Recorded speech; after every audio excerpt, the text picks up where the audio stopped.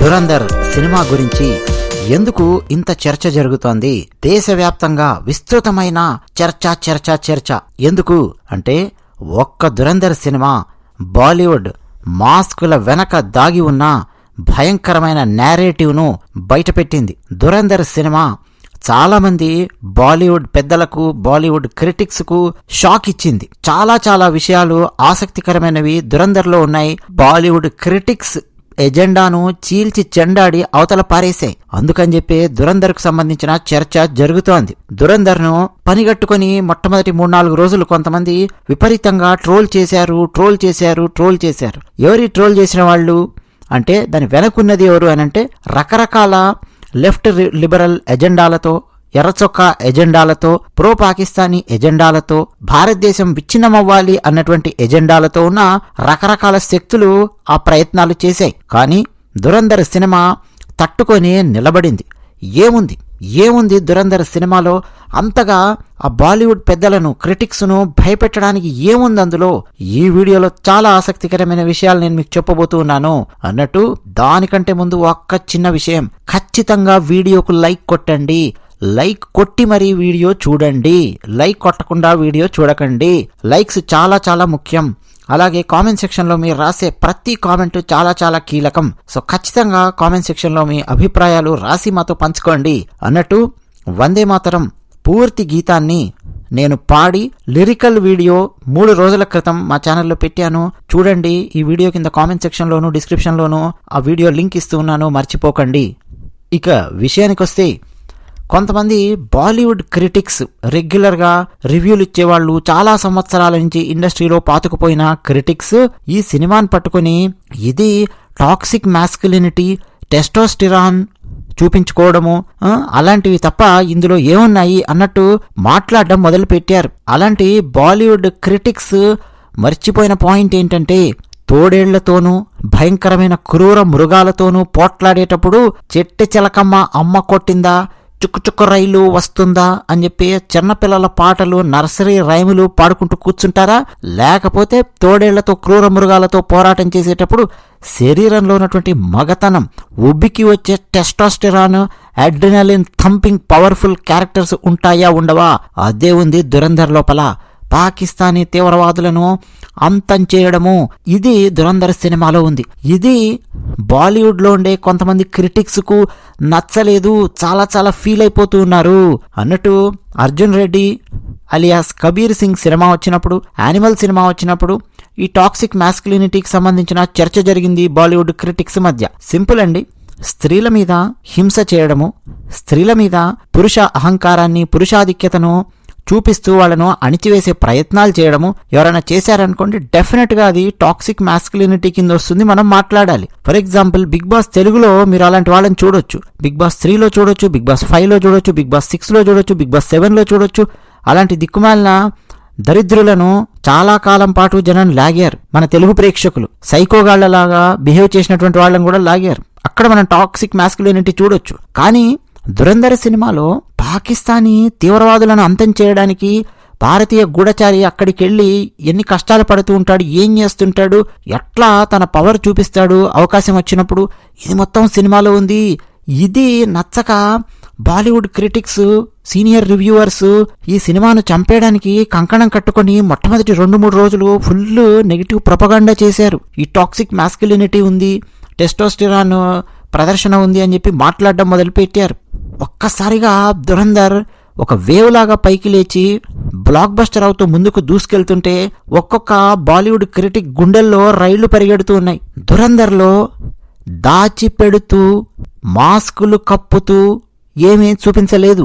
నిజానికి అసలు నిజాలను దాచిపెడుతూ బాలీవుడ్ చాలా తతంగాలు చాలా చేసింది. అంతకుముందు వచ్చినటువంటి సినిమాలలో ఆ నేరేటివ్స్ ని మొత్తం ఈ దురంధర్ సినిమా బద్దలు కొట్టింది. జనరల్ గా మీరు పాత హిందీ సినిమాలు గనక తీసుకొని చూస్తే బ్రాహ్మణులను విలన్స్ గా చూపించేవాళ్ళు, ఠాకూర్ కులానికి చెందినటువంటి వాళ్లను విలన్స్ గా చూపించేవారు. మన తెలుగు వాళ్ళ భాషలో చెప్పాలంటే రెడ్డిస్, కమ్మాస్ అనుకోండి. అలాంటి వాళ్లను బాలీవుడ్ లో విలన్స్ గా చూపించేవాళ్ళు, లేదా బ్రాహ్మణులను భయంకరమైన విలన్స్ గా చూపించేవాళ్ళు. హిందూ వ్యతిరేక అజెండాను సినిమాలలో దట్టించి చూపించేవాళ్ళు. చాప కింద నీరులాగా ఉండేది.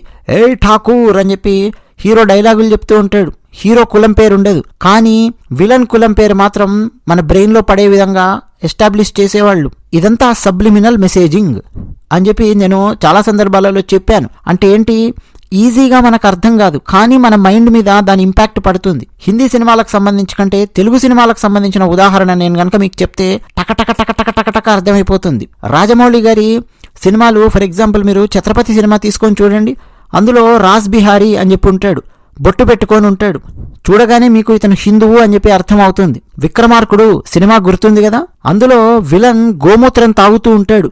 రవితేజ కూడా అందులో ఒక డైలాగ్ కొడతాడు, అతన్ని కొట్టడానికి వచ్చినప్పుడు అరే నువ్వు తాగేది ఆవుదే అయితే అని చెప్పి మొదలెడతాడు. జనరల్గా గోమూత్రము గోవులు అనగానే మనకు గుర్తొచ్చేదేంటి, హిందువులు భారతీయ సనాతన ధర్మానికి చెందినటువంటి వాళ్ళు. పైగా అండి మూత్రాన్ని అలా డైరెక్ట్గా అంత పట్టుకొని ఎవరు తాగరు, గోపంచకము అని చెప్పి తయారు చేస్తారు. పైగా ఇళ్ళు ఇలాంటివి కొన్నప్పుడు వాటిని శుద్ధి చేయడం కోసము ఉపయోగిస్తారు. అంతంత మూత్రం కూడా తీసుకొని ఎవరు చల్లరు. గోమూత్రం గురించి హిందూ మతంలో చెప్పినటువంటి కాన్సెప్ట్ వేరు.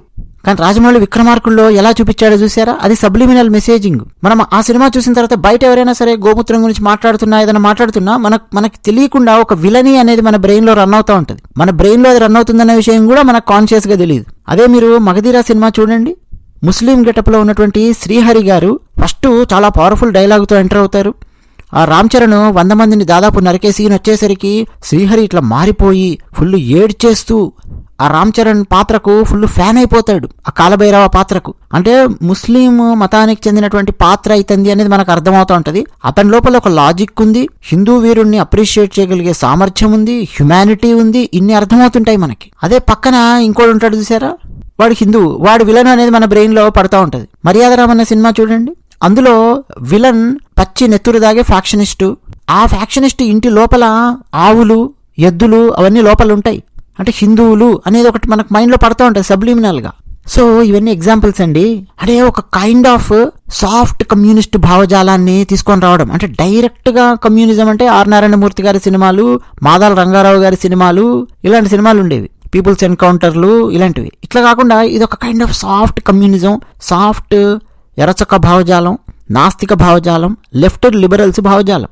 తెలుగు ఎగ్జాంపుల్స్ చెప్తే మీకు తక్కువ అర్థమవుతుందని చెప్పాను. ఇందిరా సినిమా మీరు చూసే ఉంటారు, కాశీ గురించి చాలా గొప్పగా తీస్తారు, అంత బాగుంది. అందులో మీరు చూడండి షౌకత్ అలీ ఖాన్ పాత్ర ఉంటుంది. ఆ పాత్ర మారిపోయినట్టు చక్కగా ట్రాన్స్ఫార్మ్ అయినట్టు తీస్తాడు. హిందూ ముస్లింలు ఒకరినొకరు అర్థం చేసుకుంటారు, ముస్లింకు అర్థం చేసుకోగలిగే సామర్థ్యం కూడా ఉంటుంది, తన తప్పైతే తన ఖడ్గాన్ని హిందూ ముందు పెట్టి తల వంచగలిగే సామర్థ్యం ఉంటుంది అన్నట్టు తెస్తాడు. కానీ ఇందిరా పాత్రకు ఉండే విలన్స్ అందరూ రెడ్లే ఉంటారు. ఇది ఒక కైండ్ ఆఫ్ సబ్లిమినల్ మెసేజింగ్. ఇట్లా చాలా సినిమాలు హిందీలో చెప్పాలంటే కోకొల్లలు, 100, 1000 ఇంకా చాలా టార్గెటెడ్ గా తీసినటువంటి సినిమాలు చాలా ఉన్నాయి. బజరంగి భాయిజాన్ ఉంది, పసివాడి ప్రాణం సినిమా కథను కాస్త మార్చి విజయేంద్ర ప్రసాద్ గారు అందించినటువంటి సినిమా.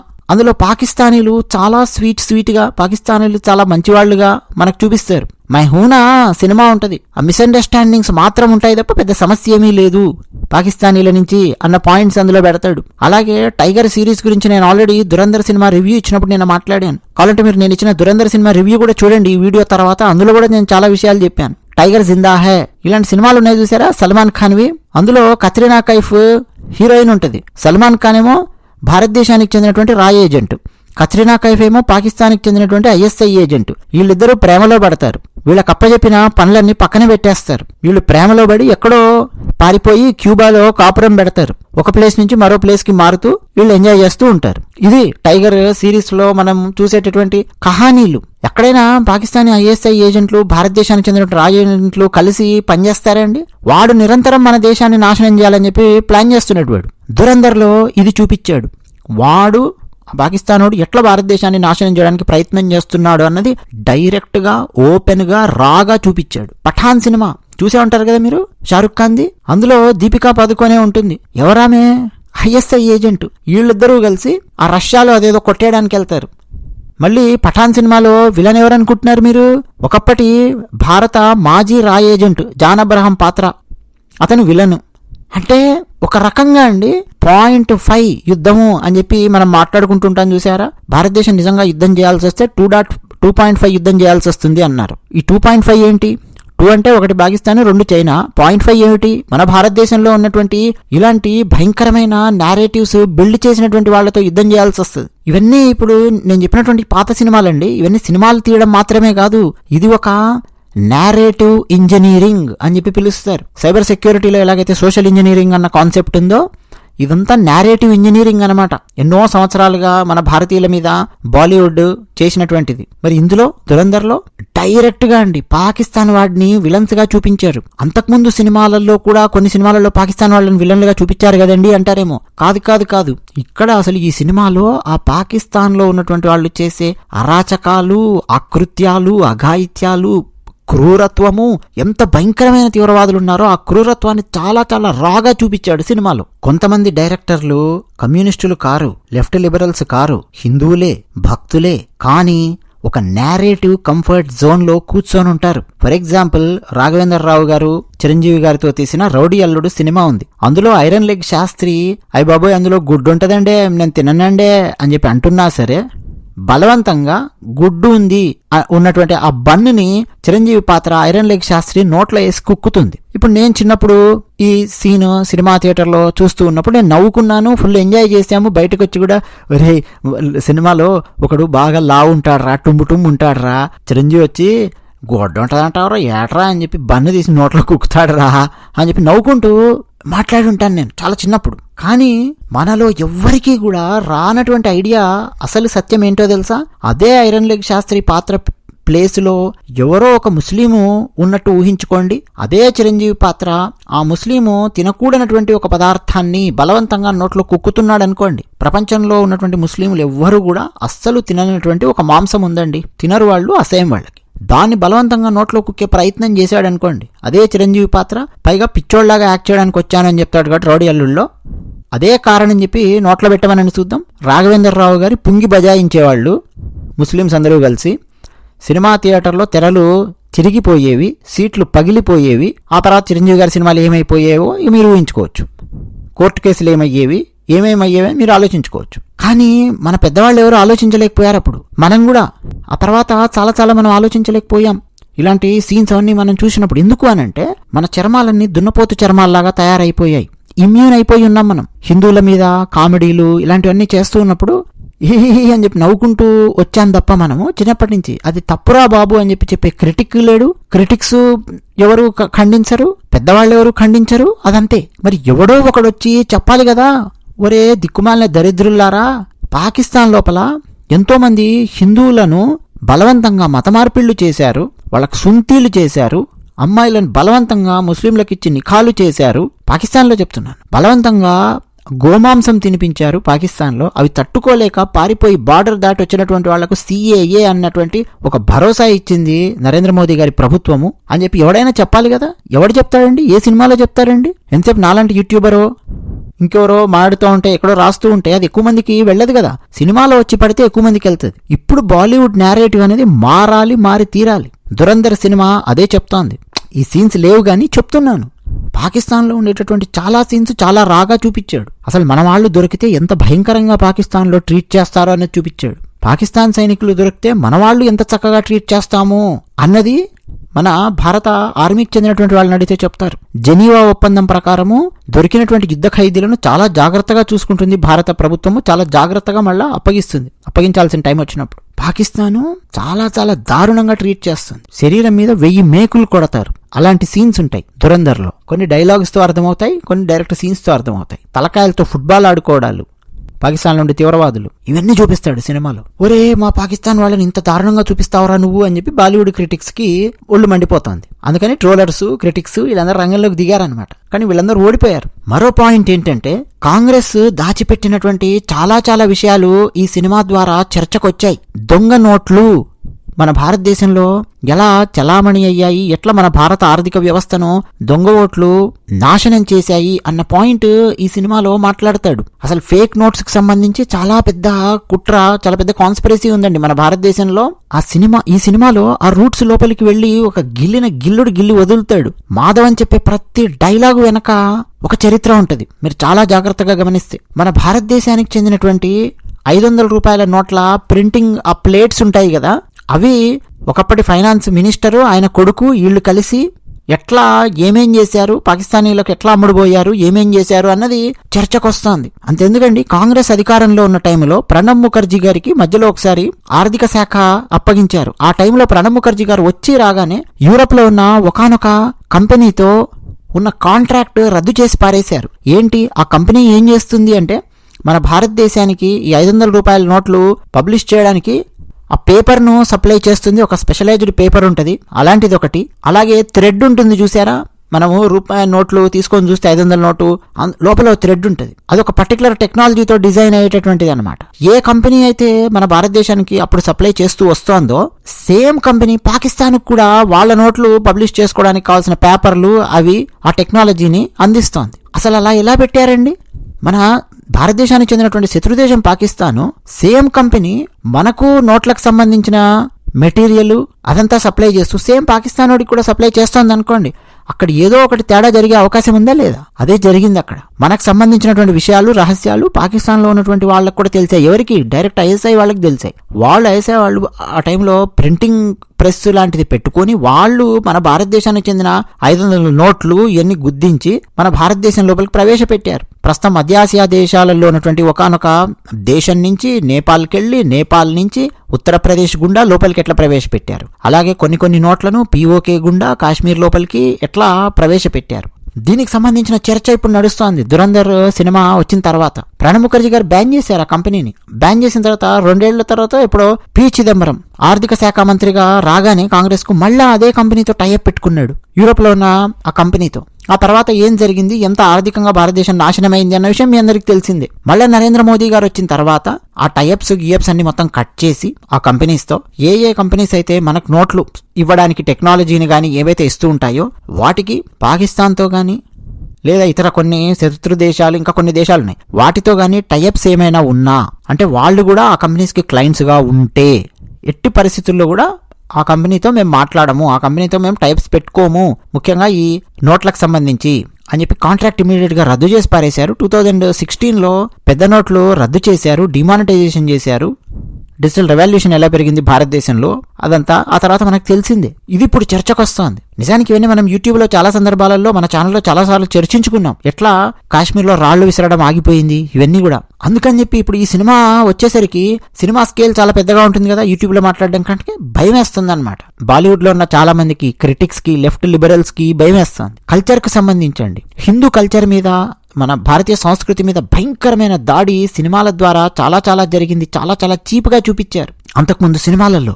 కానీ ఇప్పుడు దురంధర్లో డైరెక్ట్ పాకిస్తాన్ లో ఉన్నటువంటి కల్చర్స్ చూపించాడు. 3 కల్చర్స్, అది కూడా ఆ లారీ గ్యాంగ్ ఎక్కడెక్కడ తిరుగుతోంది, అలాగే పాకిస్తాన్ లో ఉండే వేరే అధికారులు, బెలూచిస్తాను, పష్తోన్ అంటే ఆఫ్ఘనిస్తాన్ బార్డర్, ఇంకోటి సింధ్ ప్రాంతం లాహోర్, అక్కడ ఆ తీవ్రవాదులు, ఆ ఐఎస్ఐ ఏజెంట్లు, రకరకాల నాయకులు, వాళ్ళ కల్చరు, వాళ్ళ బిహేవియర్ ఎంత వర్స్ట్ గా ఉంటుంది, ఎలా ఉంటుంది అనేది చాలా రాగా చూపించాడు. ఎక్కడ కూడా అండి ఈ సినిమాలో మతాన్ని తిట్టలేదు, ముస్లిం మతాన్ని ఎక్కడా తిట్టలేదు, ముస్లింలను అవమానించలేదు, అలాగే హిందూని తిట్టలేదు, హిందూ మతాన్ని అవమానించలేదు. అంత నీట్గా సినిమా తీశాడు. పాకిస్తాన్ను బట్టలిప్పదీసి ప్రపంచం ముందు నిలబెట్టాడు ఈ సినిమా ద్వారా. అంటే పాకిస్తాన్ను తీవ్రవాద దేశంగా నిలబెట్టినటువంటి సినిమా ఇది. ఇక అజిత్ దోవల్ పాత్ర అంటే ఇందులో మాధవన్ వేసిన అజిత్ సన్యాల్ పాత్ర మాట్లాడే ప్రతి డైలాగు బాలీవుడ్ గుండెల్లో, ముఖ్యంగా క్రిటిక్స్ గుండెల్లో రైళ్లు పరిగెత్తిస్తోంది. లెఫ్ట్ లిబరల్స్ వెన్నులో వణుకు పుట్టిస్తోంది మాధవన్ మాట్లాడిన ప్రతి డైలాగు. 2-3 డైలాగ్స్ ఫర్ ఎగ్జాంపుల్ మనం మాట్లాడుకుంటే, ఒక డైలాగ్ ఏమంటాడంటే, ఏదో ఒక రోజు మనకు అనుకూలంగా ఉండే ప్రభుత్వం వస్తుంది, ఆనాడు మనము ఖచ్చితంగా ఏం చేయాలనుకుంటున్నామో అది మనం చేద్దాం గానీ అంటాడు. అంటే ముఖ్యంగా భారతదేశానికి చెందినటువంటి సెక్యూరిటీకి సంబంధించి మాట్లాడతాడు. ఒరే మన మీద ఇట్లా పార్లమెంట్ మీద వీళ్ళు అటాక్ చేస్తున్నారు, మన మీద మన హైజాకులు ఇవన్నీ చేశారు, కాందహార్కి తీసుకెళ్లారు ఫ్లైట్ ని, మనం ఏం చేయలేకపోతున్నాం ఏంటి వాళ్ళని అని తన పక్కనే ఉన్నటువంటి అధికారులు, తనతో పాటు పనిచేసే వాళ్ళు ఉంటారు కదా, వాళ్ళు అంటూ ఉంటే ఆ టైంలో అంటాడు, ఏదో ఒక రోజు మనకు అనుకూలంగా ఉండే గవర్నమెంట్ వస్తుంది, ఆ టైంలో మనం ఖచ్చితంగా ఇంప్లిమెంట్ చేద్దాము, పాకిస్తాన్ వాడి ఆట కట్టిద్దామని చెప్పి మాట్లాడతాడు. అంటే డైరెక్ట్ గా ఇప్పుడు నరేంద్ర మోదీ గారి ప్రభుత్వం వచ్చిన తర్వాత పాకిస్తాన్ ఆట కట్టిస్తూ ఉన్నారు కదా, ఆ విషయం చర్చకు వస్తుంది. అంతకుముందు వాజ్పేయి గారి ప్రభుత్వం ఉన్నప్పుడు రకరకాల ప్రెజర్స్ వల్ల తలొగ్గి 3 తీవ్రవాదులను వదిలిపెట్టారు. ఇక కాంగ్రెస్ ఏమో అసలే చేతగాంది, 26/11కి సంబంధించినటువంటి సంఘటనలో మనం చూసాం. కానీ నరేంద్ర మోదీ గారు back to back surgical strikes చేస్తున్నారు, ఆపరేషన్ సింధూర్ చేశారు. అంటే అజిత్ దోవల్ పాత్ర, అజిత్ సన్యాల్ పాత్ర సినిమాలో ఏదైతే చెప్తుందో అది ఇప్పుడు జరుగుతోంది కదా అని చెప్పి ప్రజలు ఆలోచిస్తున్నారు. ఇంకో డైలాగ్ ఏమంటాడంటే, అంటే తను అనే డైలాగ్ కంటే, అంటే మాధవన్ అనే డైలాగ్ కంటే ఒక ఆసక్తికరమైనది ఏంటంటే, పార్లమెంట్ మీద దాడి జరుగుతుందండి, అది సినిమాలో చూపించారు. అయితే మన గురించి, అంటే మన భారతదేశం గురించి పాకిస్తాను, ముఖ్యంగా పాకిస్తాన్లో ఉండే తీవ్రవాదులు కావచ్చు, పాకిస్తాన్లో ఉండే ఐఎస్ఐ వాళ్ళు కావచ్చు, ఏం ఆలోచిస్తున్నారు అన్నది ఇప్పటివరకు ఏ సినిమాలలో కూడా చూపించలేదు. ఈ సినిమాలో చూపిస్తాడు. ఏమనే తెలుసా? ఎందుకంటే దీంట్లో మొత్తం ఎక్కువ పాకిస్తాన్లో ఉండేటువంటిదే మనకు చూపిస్తూ ఉంటాడు. అక్కడ వాళ్ళు ఆ ఐఎస్ఐ వాళ్ళు కానీ వీళ్ళు కానీ వాళ్ళు ఏమనుకుంటుంటారు తెలుసా? ఒరే, పార్లమెంట్ మీద దాడి జరిగింది కాబట్టి భారత్ మన మీద ఇప్పుడు రిటాలియేట్ చేస్తుంది, మన మీదకి దూసుకొని వచ్చేస్తుంది, ఫ్లైట్లు వేసుకొని వచ్చేస్తుంది, యుద్ధ విమానాలు, ట్యాంకర్లు అన్ని తీసుకొని వచ్చి మనల్ని చీల్చి చెండాడే ప్రయత్నం చేస్తుంది, మన మీదకి వస్తుంది అని చెప్పి అనుకుంటూ ఉంటారు వాళ్ళు. అది చూపిస్తాడు సినిమాలో. కానీ అది జరిగిందా? జరగలేదు. అలా వెళ్ళామా మనం? అప్పుడు వెళ్ళలేదు. అంటే పాకిస్తాన్ వాళ్లకు మన మీద ఎంత చులకన భావం ఏర్పడింది. మనము రిటాలియేట్ చేయాల్సినటువంటి టైంలో టగ్గఫార్ లాగా ఇచ్చిపడేయాల్సినటువంటి టైంలో ఇచ్చిపడేయకపోతే వాడు ఎలా ఆలోచిస్తూ ఉంటాడు మన గురించి అన్నది ఈ సినిమాలో ఆ నేరేటివ్ చూపిస్తాడు. ఇది బాలీవుడ్ లో ఉన్నటువంటి చాలా మందిని భయపెడుతోంది. మరో డైలాగ్ ఏంటంటే, అజిత్ దోవల్ అలియాస్ మాధవ్ అని చెప్పే డైలాగ్ ఏంటంటే, భారతదేశానికి అతిపెద్ద శత్రువులు భారతదేశం లోపలే ఉన్నారు, ఆ తర్వాతే పాకిస్తాన్ వస్తుంది అంటాడు. అంటే ఫస్ట్ శత్రువులు మనకు నంబర్ 1 ఎవడున్నాడు అంటే భారతదేశంలో ఉన్నారు అంటాడు. ఎవరు వాళ్ళు? వీళ్ళే లెఫ్ట్ లిబరల్స్, ఎర్ర చొక్కాగాళ్ళు, భారతదేశానికి వ్యతిరేకంగా మాట్లాడేవాళ్ళు, ఇట్లా నేరేటివ్ బిల్డ్ చేసేవాళ్ళు, భారతీయ సంస్కృతిని నాశనం చేసేవాళ్ళు, రకరకాల ఎన్జిఓల పేర్లతో చలామణి అయ్యేవాళ్ళు. పేరు ఎన్జిఓ అనేమో ఇంకో పేరు ఉంటుంది. మేము మొత్తం మొక్కలు నాటుతాం, చెట్లు పెంచుతాం, ఇలా ఉంటుంది. కానీ వాడు చేసే పనులన్నీ వేరు దందాలు. వీళ్ళందరి గురించి అనమాట డైలాగ్. అది అద్భుతమైన సత్యం కదండి. అది ఇలాంటివన్నీ భయపెడుతున్నాయి వీళ్ళని ఈ సినిమా ద్వారా. డైరెక్ట్ గా లెఫ్ట్ లిబరల్స్ కి ఒక బ్లో లాగా ఇచ్చి పడేసాడు. బాలీవుడ్ క్రిటిక్స్ కి దిమ్మ తిరిగేలాగా ఉంది సినిమా. ఒకనొక టైంలో అండి, ముంబై ఆ అండర్ వరల్డ్ అవన్నీ ఉన్న టైంలో పాకిస్తాన్ నుంచి ఫండింగులు ఎలా వచ్చేవి, 80లలో 90లలో బాలీవుడ్ ని ఎలా నియంత్రించేవాళ్ళు, సరిహద్దు అవతల నకిలీ కరెన్సీ ప్రింట్ కొట్టి, అది కూడా పాకిస్తాన్ వాళ్ళు అధికారికంగా ఒకటి మెయింటైన్ చేస్తూ ప్రింట్ కొట్టి ఇండియన్ కరెన్సీని భారతదేశం లోపలికి ఎలా పంపారు, ఈ పెద్ద పెద్ద స్టార్లు వీళ్ళందరూ డీ కంపెనీ వాళ్ళు ఇచ్చే పార్టీలలో వెళ్ళి ఎట్లా డాన్సులు చేశారు, ఎలా మందు తాగుతూ ఎట్లా ఎంజాయ్ చేశారు, అవన్నీ తర్వాత బయటకు వచ్చాయి. అవేవి కూడా కల్పితాలు కావు కదా, అవన్నీ సత్యాలు. ఇప్పుడు ఈ దురంధర్ వచ్చేసరికి ఫస్ట్ టైం ఏం చేసింది తెలుసా? రాక్షసుడు అని చెప్పి చూపించింది. మొట్టమొదటిసారి అండి కరాచీలో అండర్ వరల్డ్ ఎలా ఉంటుంది అని చెప్పి చూపించింది. మన భారతదేశంలో సినిమాలన్నీ ముంబై అండర్ వరల్డ్ గురించి మాట్లాడి ఉంటాయి. ఇప్పుడు కరాచీ అండర్ వరల్డ్ గురించి ఈ సినిమాలో మాట్లాడాడు. అది ఏం చేస్తోంది? ఆ పాకిస్తాన్ లో ఉన్నటువంటి అధికారులు, అండర్ వరల్డ్ వీళ్ళందరూ కలిసి భారతదేశాన్ని నేల కూల్చడానికి, నేలమట్టం చేయడానికి ఏం చేస్తున్నారు అది మొత్తం దీంట్లో చూపిస్తాడు. ఈ lorry gang transnational crime breeding ground ఎలా తయారయ్యింది, ఎట్లా ఉంది అనేది, తీవ్రవాదులు, రాజకీయాలు, సరిహద్దులు, ఇంటెలిజెన్స్ లోపలికి ఎట్లా ఇన్ఫిల్ట్రేట్ అవుతారు, భారతదేశం ప్రతిరోజు నిశ్శబ్ద యుద్ధం ఎలా చేస్తోంది, ఇన్ఫర్మేషన్ ఎట్లా తెచ్చుకుంటున్నారు, బుల్లెట్లు మాత్రమే కాదు ఇన్ఫర్మేషన్ ఎట్లా గ్యాదర్ చేస్తున్నారు, ఏం చేస్తున్నారు, కొత్త బ్యాటిల్ ఫీల్డ్ లో మన సొంత అంతర్గతమైనటువంటి ఇంటర్నల్ నేరేటివ్స్ ఎట్లా దశాబ్దాలుగా లోపలికి దూసుకెళ్ళాయి, ఇవన్నీ ఈ సినిమా మాట్లాడుతుంది. ఆశ్చర్యకరమైన విషయం ఏంటో తెలుసా? పాకిస్తాన్లో ఉండే సామాన్యమైన ప్రజలను ఈ సినిమాలో రాక్షసులుగా ఎక్కడా చిత్రీకరించలేదు. ఎస్, పాకిస్తాన్ యొక్క స్టేట్ నేరేటివ్ ని ఈ సినిమా బయటపెట్టింది. వాళ్ళ తీవ్రవాద మనస్తత్వాన్ని ఈ సినిమా బయటపెట్టింది. పాకిస్తాన్ పౌరులను టార్గెట్ చేసి ఈ సినిమా తీయలేదు. అసలు పాకిస్తాన్ పౌరులను చెడ్డవాళ్ళుగా తీయలేదు. కాబట్టి ఈ సినిమా మీద ఇది ముస్లింలకు వ్యతిరేకం అని చెప్పి ఎవరైనా ముద్ర వేశారనుకోండి, అది రాంగ్ అవుతుంది. కాబట్టి ప్రతి భారతీయుడు చూడాల్సినటువంటి సినిమా ఇది. అన్నట్టండి, హాలీవుడ్ లో అమెరికన్ ఏజెంట్స్ ఎంత కష్టపడ్డారు, ఏమేం చేశారు అన్న దాని మీద చాలా అద్భుతమైన సినిమాలు వచ్చాయి. అమెరికాని ఎలా కాపాడారు, ఎలా కాపాడుతూ ఉంటారు నిరంతరం, ఏ ఆపరేషన్స్ చేశారు అన్నటువంటి సినిమాలు వచ్చాయి. ఇజ్రాయెల్ మొసాద్ చేసినటువంటి ఆపరేషన్స్ గురించి రకరకాల సినిమాలు వచ్చాయి. చాలా సినిమాలు ఉన్నాయి. అంటే వాళ్ళు చేయడమే కాదు, ఒక ఆపరేషన్ కానీ ఒక విజయం సాధించడమే కాదు, ఆ విజయాన్ని కరెక్ట్ గా నేరేట్ చేసి సినిమా ద్వారా ప్రజల ముందుకు తీసుకొచ్చే ప్రయత్నం కూడా చేస్తారు ఇజ్రాయెల్ వాళ్ళు. ఫ్రాన్స్ అదే చేస్తుంది. వలస పాలన వల్ల ఎన్ని ఇబ్బందులు ఎదుర్కొన్నదో ఫ్రాన్స్, దాని మీద చాలా సినిమాలు తీశారు. భారతదేశంలో అండి మొట్టమొదటిసారి తన సొంత సమస్యల మీద, తన సొంత గాయాల మీద భారతదేశము పూర్తి నిజాలతో, ఒక అద్భుతమైన నేరేషన్తో భారతదేశానికి జరిగినటువంటి అన్యాయాలన్నింటినీ చూపిస్తూ పాకిస్తాన్లో ఏం జరుగుతోంది అంతర్గతంగా అన్నటువంటిది బట్టబయలు చేస్తూ తీసినటువంటి సినిమా ఇది. అందుకనే క్రిటిక్స్ మండిపోయారన్నమాట. వామ్మ నాయనో, మేము ఇన్ని రోజులు కష్టపడి కాపాడుకుంటూ దాచిపెట్టుకుంటూ వచ్చిన దాన్ని ఈ ఆదిత్యాధర్ అనే డైరెక్టర్ గాడు ఈ దురంధర్ అనే సినిమా ద్వారా ఎలా బయట పెట్టాడ్రా, అసలు వీడిని మేము ఎలా నెగ్గనిస్తాము, దీని మీద ఇక మనము ప్రొపగండా స్టార్ట్ చేద్దాం, విషం చిమ్ముదాము అని చెప్పి స్టార్ట్ చేశారు. కానీ ప్రజలు ఈ సినిమాను నెత్తి మీద పెట్టుకున్నారు. క్రిటిసిజం వెలవెలబోయింది. దురంధర్ సినిమాలో ఉండే సీన్స్ డైరెక్ట్ గా క్రిటిక్స్ ను భయపెడుతూ ఉన్నాయి. క్రిటిక్స్ చాలా సంవత్సరాల నుంచి వండి వార్చిన కథనాల యొక్క ఆధిపత్యాన్ని ప్రశ్నిస్తోంది దురంధర్ సినిమా. క్రిటిక్స్ అవలంబిస్తున్నటువంటి సైద్ధాంతిక మార్గాలన్నింటినీ ముక్కలు చేసి పారేస్తోంది దురంధర్ సినిమా. దశాబ్దాలుగా ఉండే నిప్పు లాంటి నిజాన్ని, నగ్న సత్యాన్ని డైరెక్ట్ గా చూపించింది. మృదువుగా చూపించాల్సిన అవసరం లేదు. నగ్న సత్యాన్ని డైరెక్ట్ గా తీసుకొచ్చి ముందర పెడతాను, రాగా చూసే దమ్ముంటే చూడరా అని చెప్పి అంటుంది దురంధర్. భారతదేశము ఏమి చూడాలనుకుంటుందో ఇన్ని సంవత్సరాలు ఎవడు నిర్ణయించాడో తెలుసా? బాలీవుడ్ లో ఉన్నటువంటి భారత వ్యతిరేక శక్తులు నిర్ణయించాయి, హిందూ మత వ్యతిరేక శక్తులు నిర్ణయించాయి.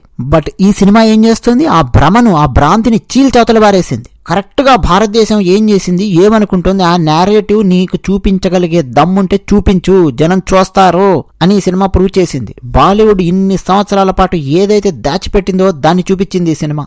భారతదేశం 2 యుద్ధాలు చేస్తూ ఉంటుంది. ఒకటి సరిహద్దు దగ్గర యుద్ధం చేస్తుంటది, రెండోది సరిహద్దు అవతలకెళ్లి కూడా యుద్ధం చేస్తూ ఉంటది. సరిహద్దు అవతల జరిగే యుద్ధాన్ని రాగా చూపించింది. ఇప్పటికే అండి ఈ బాలీవుడ్ ఎకోసిస్టమ్ చాలా తీవ్రమైన భయాందోళనల్లో ఉంది. ఈ సినిమా హిట్ అయ్యేసరికి బాలీవుడ్ కు ప్రచారకర్తలుగా పనిచేస్తున్నటువంటి వాళ్ళు చాలా గందరగోళంలో ఉన్నారు. ప్రజలేమో చప్పట్లు కొడుతున్నారు, థియేటర్లు నిండిపోతూ ఉన్నాయి. మరి మీరు దురంధర్ సినిమా చూసారా? చూడకపోతే ఖచ్చితంగా చూడండి. నేను నిన్న రివ్యూ ఇచ్చాను దురంధర్ సినిమాకి.